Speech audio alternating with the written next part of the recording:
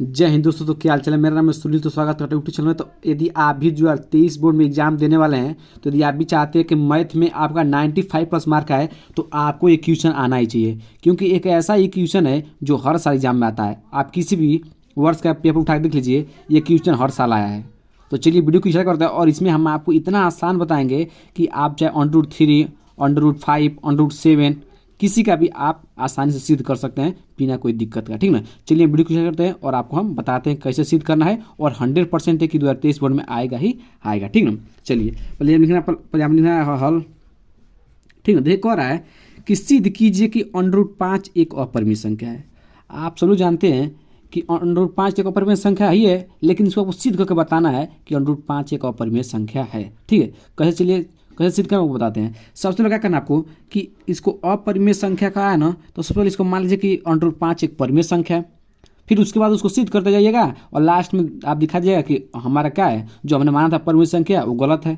ठीक ना? तो कैसे लिखेंगे बताते हैं। सबसे पहले लिखेगा माना माना माना √5 एक परिमेय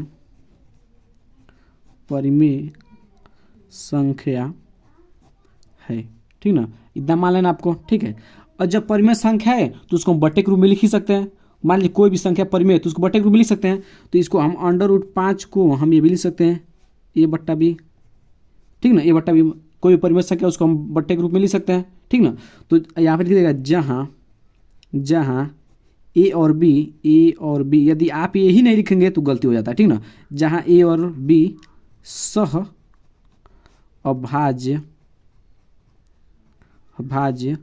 संख्या है। ठीक ना? सभाज्य संख्या। ठीक ना? सभाज्य संख्या मतलब क्या होता है कि ए और बी अब इससे ज़्यादा छोटा नहीं हो सकता है। मतलब ए और बी किसी से अब नहीं कर सकते हैं, किसी से भी भाग नहीं हो सकते हैं। ठीक ना? ए और बी। ठीक ना? कहने का मतलब ये। अब यहाँ समझिएगा, यहाँ पर √5 है, यहाँ पर √5 नहीं है, मतलब यहाँ पर √ नहीं है। ठीक ना? यहाँ पर √ चिन्ह का है, यहाँ पर √ चिन्ह नहीं है। तो क्या करेंगे हम, दोनों तरफ क्या कर देंगे, वर्ग कर देंगे। तो √5 यहाँ से क्या हो जाएगा, सॉरी √ हट जाएगा यहाँ से। ठीक है? तो लिखिएगा दोनों तरफ वर्ग करने पर दोनों तरफ वर्ग कर दीजिए। तो ये हो जाएगा √5 का स्क्वायर, ये हो जाएगा a का स्क्वायर बट्टा b का स्क्वायर। इस स्क्वायर से वाला रूट कट जाएगा, सब जानते कट जाता है। यहाँ का बच गया 5 = a स्क्वायर बट्टा बी स्क्वायर। ठीक ना? B square, sorry. ठीक ना? अब क्या कीजिएगा, बी स्क्वायर को यहाँ पे लेकर आइएगा और 5 को यहाँ पे लेकर आइएगा। ठीक ना? तो आपको क्या होगा देखिएगा, बी स्क्वायर को इधर लाइए और 5 को इधर ले जाइए, तो ए स्क्वायर बट्टा क्या हो जाएगा 5। क्या हो जाएगा 5। ठीक ना? 5 हो जाएगा। अब आपको एक प्रमेय आपने पढ़ा होगा कि यदि कोई संख्या, देखिएगा यहाँ प्रमेय आपने क्या पढ़ा होगा कि यदि ए स्क्वायर 5 से भाग हो रहा है तो ए भी किससे भाग होगा, 5 से भाग होगा। आपको याद रहना चाहिए। लिखिएगा यहाँ अतः, देखिए यहाँ पर अतः ए स्क्वायर 5 से भाग हो रहा है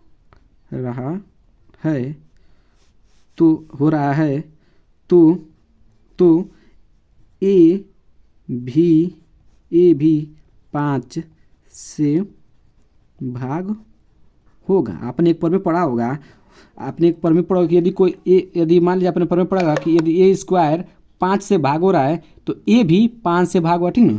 तो जब आप ए में आप यहाँ पे आप लिखिएगा, यहाँ से क्या लिखना आपको, लिखिएगा जब ए भी 5 से भाग होगा तो मान लीजिए ए में क्या कीजिए 5 से भाग दीजिए। तो मान लीजिए ए में आप 5 से भाग दिए तो कि मान लीजिए कट देगा सी, कुछ भी आ सकता है। मान लिया 5 से ए में भाग दिए तो कुछ भी आ सकता है। यहाँ पर हमने क्या मान लिया, सी भी मान लिया। ठीक ना? आप ए में 5 से भाग करते तो बी भी आ सकता था, लेकिन हमको पता नहीं था, इसलिए हम क्या सी मान लिए। ठीक है? अब क्या कीजिएगा, अब यहाँ पर आप ए का मान निकाल लीजिएगा। ए का मान कैसे निकालेंगे, इधर 5 किस में है, भाग में जाएगा, किस में हो जाएगा, गुणा में। तो यहाँ पे ए = क्या आ जाएगा, क्या आ जाएगा 5c। क्या आ जाएगा 5c। अब ए का मान आप इसको क्या मान लीजिए, इसको आप समीकरण 1 मान लीजिए। समीकरण क्या मान लीजिए, 1 मान लीजिए। क्या मान लीजिए, समीकरण 1 मान लीजिए। यहाँ से समीकरण 1 मान लीजिए यहाँ से। ठीक है? यहाँ से मान लीजिए, चाहे आप इसको नहीं, आप इसको समीकरण 1 मान लीजिए। ठीक ना? समीकरण 1 इसको आपको मान लेना है। अब क्या कीजिए, ए का मान समीकरण 1 में रखने पर, ठीक ना, तो यहाँ पर आपको लिखना है, यहाँ से करा देना है। लिखिएगा ए का मान समीकरण 1 में रखने पर रखने पर, ठीक ना। समीकरण 1 में रखने पर समीकरण 1 आपका ही ना है, लिखिएगा B square equal to A square बट्टा 5। तो B square equal to A का मान क्या है 5c, तो 5c का क्या कर दीजिए आप स्क्वायर कर दीजिए बट्टा 5, ठीक ना। इसको सॉल्व कर लीजिए। अब 5 से कितना होता है 25, c का स्क्वायर c स्क्वायर रन दीजिए 5, ठीक ना। 5 से कट जाएगा 5 बार में, तो आप बी स्क्वायर चल क्या आ जाएगा 5c स्क्वायर, ठीक ना। अब आप क्या कीजिएगा, इधर 5 किस में है गुणा में, इधर किस में हो जाएगा भाग में, तो बी स्क्वायर बट्टे क्या हो जाएगा 5 इजक्वल टू सी स्क्वायर। अब आप यहाँ पे देख सकते हैं, यहाँ पे फॉर्मूला वही लगेगा कि यदि बी स्क्वायर 5 से भाग हो रहा है तो बी भी किस से भाग होगा 5 से भाग होगा। लिखिएगा अतः बी स्क्वायर 5 से भाग हो रहा है तो बी भी 5 से भाग होगा, भी 5 से भाग होगा। अब देखिएगा, अब यहीं पर आपने क्या किया सिद्ध कर दिया। देखिएगा आपने सबसे पहले क्या माना था, यहाँ पर आपने क्या माना था, यहाँ पर आपने माना था कि ए और बी क्या है सबाह्य संख्या, मतलब ए और बी किससे कट नहीं सकती है, अब कट नहीं सकती है।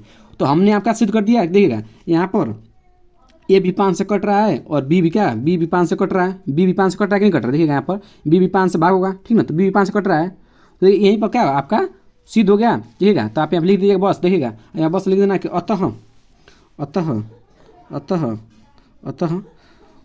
ऊपर ऊपर से आप लिख सकते हैं अतः इसका मतलब है कि अतः इसका मतलब यह है कि ए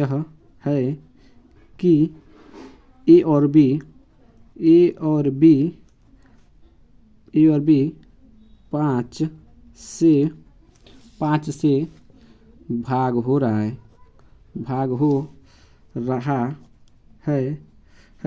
लेकिन यहाँ पे लिख दिया, लेकिन आगे पे लिख दिया, लेकिन हमने ए और बी क्या माना सबाह्य संख्या माना था, इसलिए हमारा क्या है √5 क्या है एक अपरिमेय संख्या है। बस आपको इतना ही लिख देना है, आपका आंसर आ जाएगा। बस आपको इतना ही लिख देना है, ठीक ना। पहले हमने क्या किया ध्यान समझे, पहले हम लिख लिया, पहले हम माना कि √5 एक अपरिमेय संख्या है, ठीक है। उसके बाद जब परिमेय संख्या है तो उसको हम बट्टे के रूप में लिख सकते हैं, तो बट्टे के रूप में लिख दिया। अब लिख दिया कि जहाँ ए और बी क्या है सबाह्य संख्या, यही आपका मेन कॉन्सेप्ट है। सबाह्य संख्या मतलब क्या होता है कि जो ए और बी इससे ज़्यादा नहीं कर सकते, मतलब एकदम छोटा रूप है ए और बी का, ठीक ना। लेकिन हमने उसको अब क्या किया, यहाँ पर अंडर है, यहाँ पर अंडर नहीं है, तो हम दोनों तरफ क्या कर दिया वर्क कर दिया, अंडर यहाँ पर अंडर क्या कट गया। अब बी स्क्वायर को इधर ले गए और बी स्क्वायर की इधर बी स्क्वायर को इधर ले गए और 5 को इधर लगा है, ठीक ना। अब इसको समीकरण क्या मान लिया हमने 1 मान लिया। अब एक आप पर में पढ़े होंगे कि ए स्क्वायर 5 से भाग हो रहा है, ए स्क्वायर 5 से भाग हो रहा है, तो ए भी 5 से भाग होगा, हमने लिख लिया। तो ए में हमने 5 से भाग दिया है, तो मान लिया कोई भी आ सकता है, सी भी आ सकता है, कुछ भी आ सकता है, तो मान लिया सी आ गया, ठीक ना। अब हमने यहाँ पर ए का मान निकाल लिया, ए का मान हमने यहाँ से निकाल लिया। अब ए का मान किस में रख दिया समीकरण 1 में रख दिया, समीकरण 1 में रखा है, तो यहाँ पर 5c स्क्वायर था, तो 5 के स्क्वायर 25 होता है, सी के स्क्वायर सी रख दीजिए, ठीक है। 5 से 5 में काट दिए, 25 को 5 में काट दिए, और 20 का रिजल्ट क्या होगा 5 से। यहाँ पर हमने 5 किस में था इधर किस में था गुणा में, इधर किस में हो गया भाग में हो गया। तो हमने यहाँ पर फिर वही पर मिलेगा कि यदि बी स्क्वायर 5 से भाग हो रहा है तो बी भी किससे भाग होगा 5 से भाग होगा।